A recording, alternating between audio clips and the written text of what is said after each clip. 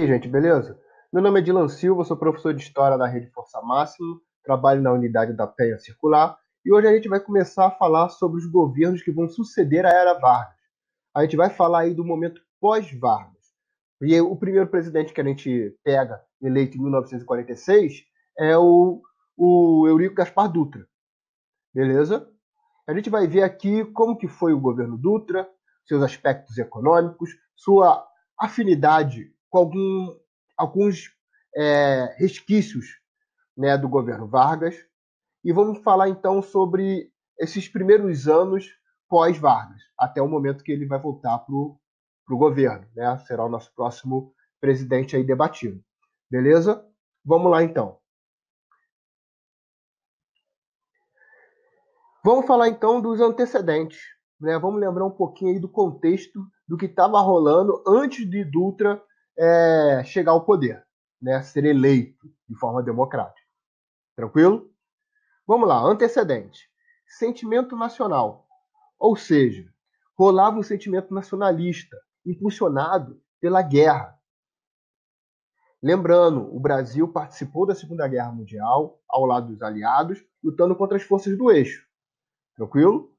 Só que internamente isso é uma contradição, porque o Brasil vai ter um governo muito semelhante ao governo das forças do eixo. Então o Brasil luta junto com os aliados contra o eixo, sendo que internamente o Brasil era um país, uma ditadura, né? Sem liberdades políticas, os partidos políticos extintos, né? Vargas governou aí no Estado Novo como um ditador. Lembrando que Vargas ficou 15 anos, desde a Revolução de 30 até 45 no poder. Beleza? Só que nesses anos do governo Vargas, ele foi fundamental para uma série de desenvolvimento da indústria nacional. Ele cria uma possibilidade da formação de uma indústria de bens de consumo. Por quê? Os bens de consumo eles vinham da onde? Da Europa. E a Europa está em conflito, está na guerra.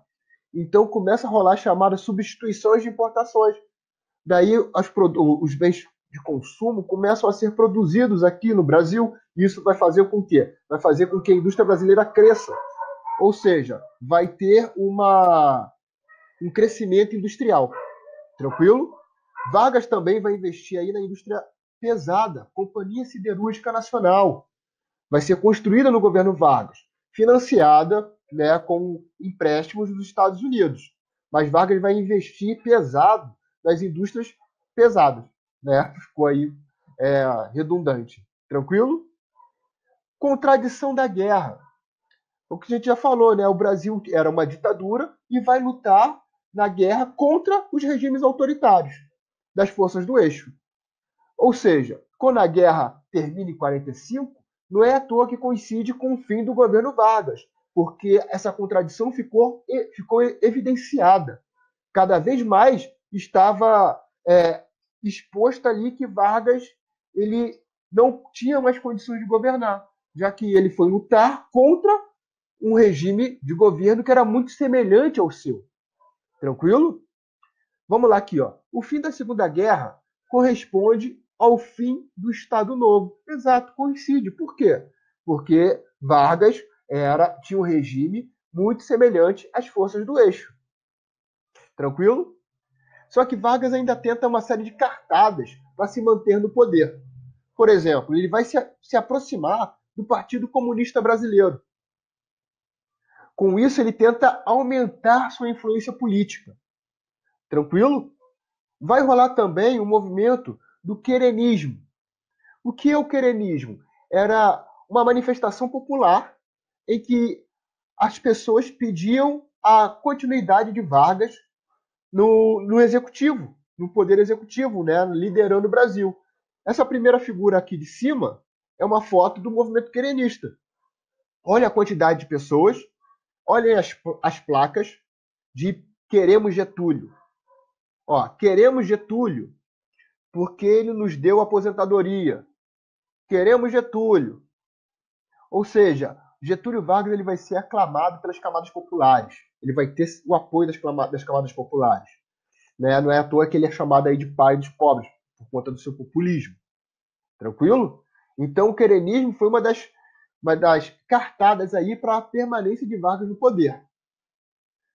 E o querenismo ele não vai funcionar, né? Vargas ele não vai se manter no poder. E daí vem uma outra campanha chamada Constituinte com Getúlio, que era, beleza, vamos fazer uma nova Constituição, já que a Constituição que vigorava era a Constituição do Estado Novo, que era uma Constituição ditatorial, então vai se criar uma nova Constituição. Aí a galera, a população, começa a pedir que essa nova Constituição seja... que Vargas participe da elaboração dessa nova Constituição. Tranquilo? Só que isso também não vai rolar. Né? Essas ações aí dessas entidades, do povo e da galera que apoiava Vargas, cai por terra a partir do momento em que as Forças Armadas tiram Vargas do poder. Né?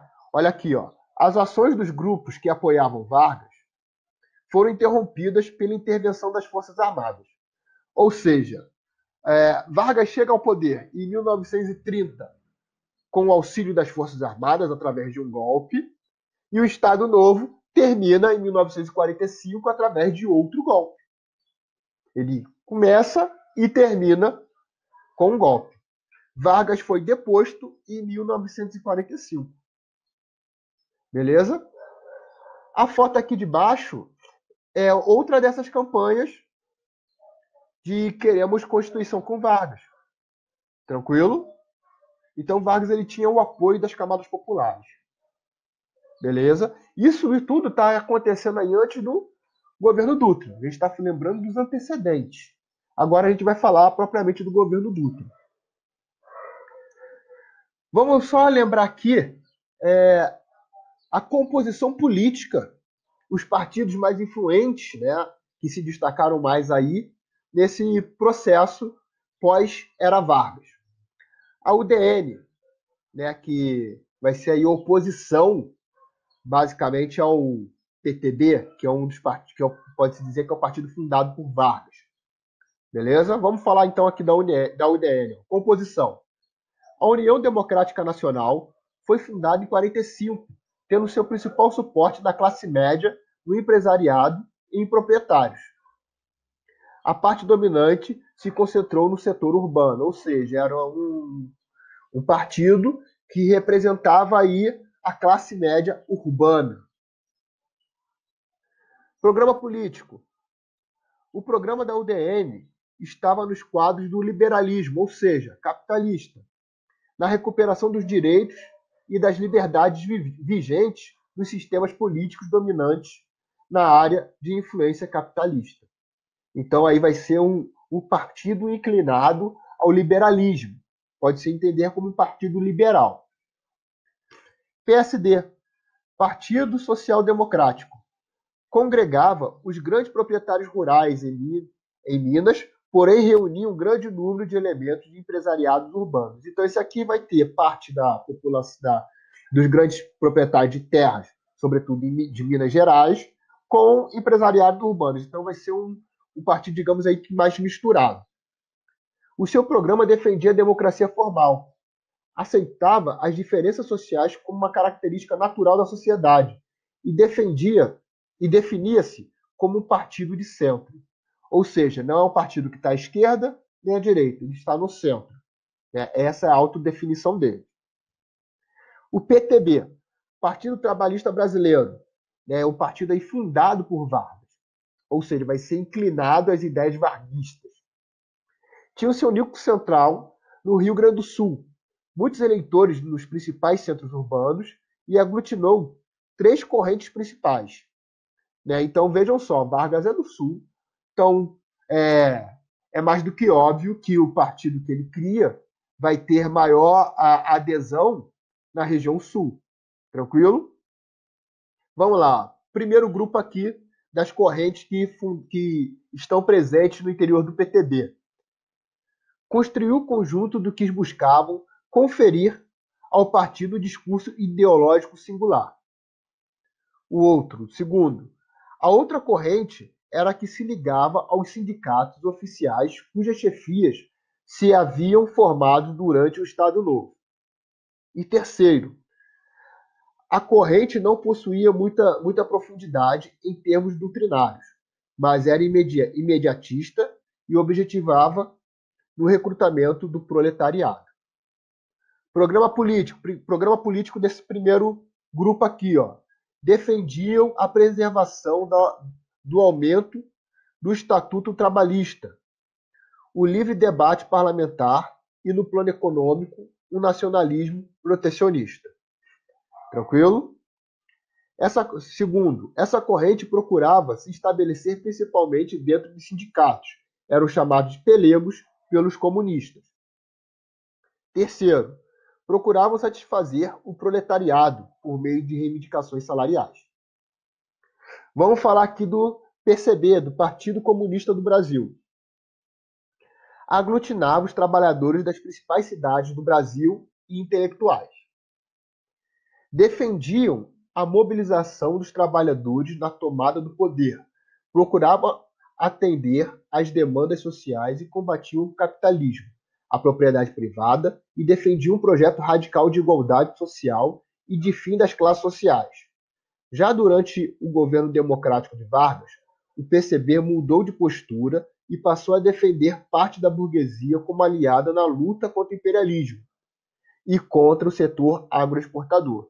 A gente vai ver que o PCB, nessa primeira fase, vai ter pouco tempo de vida. Ele vai ser colocado na ilegalidade aí por conta do contexto da Guerra Fria e da aproximação do Brasil com os Estados Unidos. Beleza? Seguindo então. Constituição de 1946. Foi a Constituição elaborada após Era Vargas. Ela se caracteriza por ser uma Constituição liberal, ou seja, ela preserva a propriedade privada, o direito à liberdade, o direito de ir e vir. Né? Ela vai ser pautada pela ética liberal capitalista. Tranquilo? Vamos lá. Ela foi promulgada já no governo Dutra e estabeleceu o seguinte, ó, autonomia dos três poderes, executivo, legislativo e judiciário, são autônomos. Voto universal secreto e obrigatório. Só que excluíam do processo eleitoral ainda analfabetos, cabos e soldados. Defesa da propriedade privada, respeito à liberdade de opinião e de pensamento, extinção da censura e da pena de morte. Ou seja, é de fato uma Constituição liberal. Ao lado aqui eles têm a matéria do jornal Folha Carioca, falando sobre a promulgação da Constituição no ano de 46. Beleza? E quem concorreu com Dutra no processo eleitoral de 1946?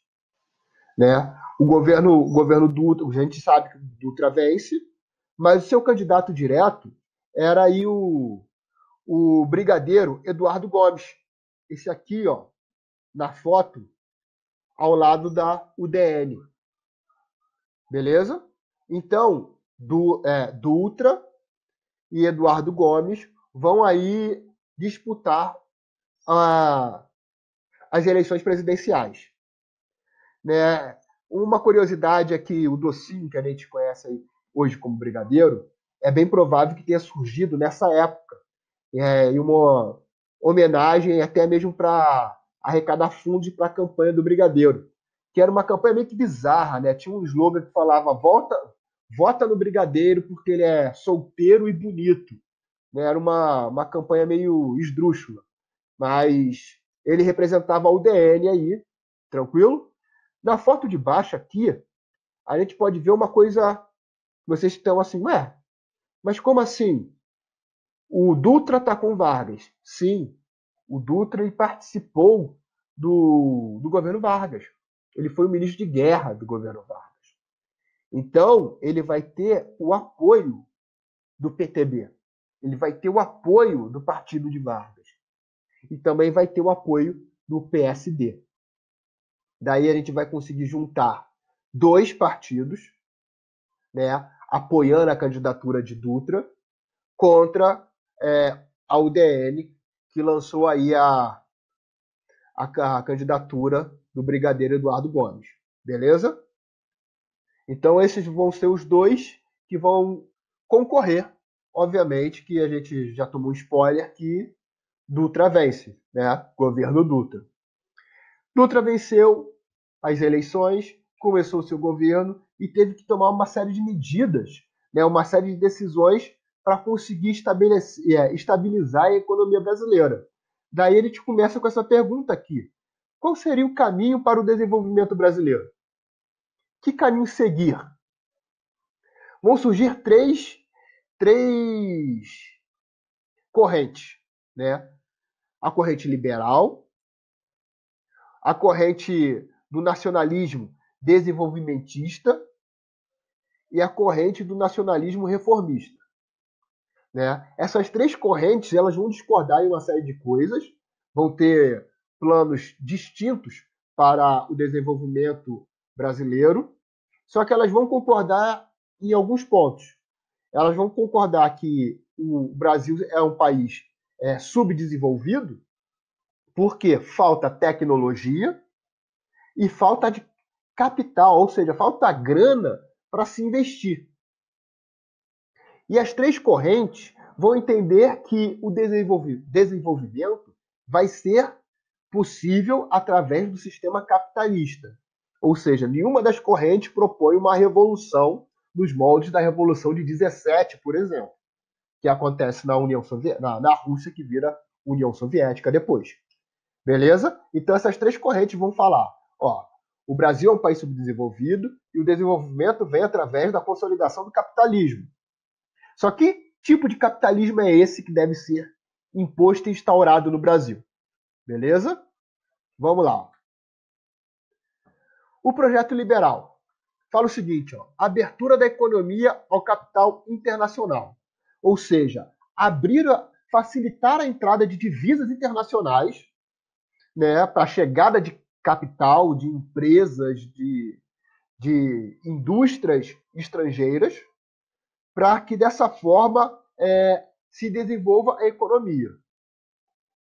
E esse projeto liberal via na inflação, né, ou seja, na desvalorização da moeda nacional, o grande problema econômico. Então, eles vão ser favoráveis aí à chegada de capitais estrangeiros para conseguir também controlar a inflação. Beleza? Opa, desculpa. Esse projeto ele é representado pela UDN. Tranquilo? Vamos lá então. Ó. Projeto Nacional Desenvolvimentista. Defendia a participação de capitais internacionais no setor de bens de consumo e de alta tecnologia. Ou seja, essa corrente ela vai falar o seguinte, que deve-se ter aí uma mescla de capitais. Não é exclusivamente o capital internacional, mas sim um capital interno e ele deve participar desse processo de desenvolvimento. Essa corrente fala que o Estado deve participar na produção de bens estratégicos, tipo energia, né, indústrias que fazem material para a construção de outras indústrias, e que o capital nacional deve ser investido em setores que não necessitem de grandes tecnologias, tipo os bens de consumo. Ou seja, aqui a gente tem uma mistura, né, uma aglutinação de tendências aí, de forças de dinheiro, na verdade, né, de capitais. Né? A gente entende que esse projeto nacional desenvolvimentista fala, ó, não tem que ser só o capital internacional. O capital internacional tem que ser destinado a indústrias de alta tecnologia. O Estado deve preservar setores estratégicos. E a indústria nacional deve ser em bens que não possuam e não exijam um grande desenvolvimento tecnológico. Digamos que o maior representante dessa corrente aqui é o PSD. Tranquilo? E o Projeto Nacional Reformista. Desenvolvimento com base na poupança interna. O capital internacional era visto como problemático, já que causava dependência. Ou seja, falava-se que tinha que o Estado, o capital nacional, que deveria ser investido, um grande credor, investir, né, através aí de uma poupança interna e desenvolver o mercado nacional. E a dependência do capital externo era ruim, porque o nome já diz, dependência. Você acaba ficando dependente daquele investimento e sujeito às variações internacionais. Tranquilo? A, a prioridade aqui, ó, a prioridade era dada ao capital estatal e ao privado nacional. Ou seja, um pouco semelhante ao nacional desenvolvimentista, né, que não excluía ali a participação do capital nacional e estatal. Só que aqui a gente está falando o seguinte, ó, não, a gente não está excluindo, a gente está dando prioridade. Esses vão ser o que vão precisar e vão ter que investir. O Estado e o capital privado nacional. Essa corrente aí é representada pelo PTB, Partido de Vargas, e pelo PCB, Partido Comunista. Tranquilo? O governo Dutra também foi marcado por medidas liberalizantes, como por exemplo, o Plano Salt. Tá aqui o Plano Salt. O Plano Salt tem esse nome porque as letras representam aonde o governo deveria investir. Saúde, alimentação, transporte e energia. O Plano Salt ele não chega a sair do papel, porque ele não consegue votos suficientes para ser implantado. Tranquilo? No governo Dutra também tem um incentivo aí do setor rodoviário. Aqui embaixo a gente tem a inauguração de uma rodovia. Beleza? Vamos lá. Política externa do governo Dutra. Vamos falar aqui rapidinho do que estava acontecendo no mundo. Termina a Segunda Guerra, né, o eixo é derrotado, e se convém falar de uma nova ordem que surge, né, uma nova reorganização mundial, que a gente vai chamar de Guerra Fria. E nessa Guerra Fria, basicamente, dois países se destacam, os Estados Unidos e a União Soviética. E o mundo, basicamente, é dividido entre esses dois países. De um lado, o capitalismo representado pelos Estados Unidos e do outro, o socialismo representado pela União da República Socialista Soviética. Tranquilo? Então, esses dois modelos políticos e econômicos vão disputar áreas de influências e tentar mostrar para o mundo qual era o mais eficiente. E, consequentemente, o Brasil ele entra nessa jogada também. O Brasil vai ter aí uma aproximação do modelo capitalista estadunidense, se aproximando dos Estados Unidos. E a partir do momento aí do contexto da Guerra Fria, a partir que você no momento que você toma partido de um determinado modo de governo político, né, e modelo econômico, você acaba combatendo o outro. Daí o Brasil se aproxima dos Estados Unidos e tudo aquilo que remete ao socialismo ou à União Soviética vai ser limado do país. Por exemplo, o Partido Comunista Brasileiro, né, o Partido Comunista do Brasil, que estava legal, ele é colocado na ilegalidade por Dutra. Por Dutra se aproximar dos Estados Unidos, o Brasil rompe relações econômicas com a União Soviética. E alguns anos depois, ele rompe também com a China, porque Mao Tse-tung faz a Revolução em 49. Ou seja, isso tudo mostra o alinhamento do Brasil com os Estados Unidos no contexto de Guerra Fria. Tranquilo? Trouxe aqui duas matérias de jornais para a gente ver aí o que estava rolando. Fechado o Partido Comunista.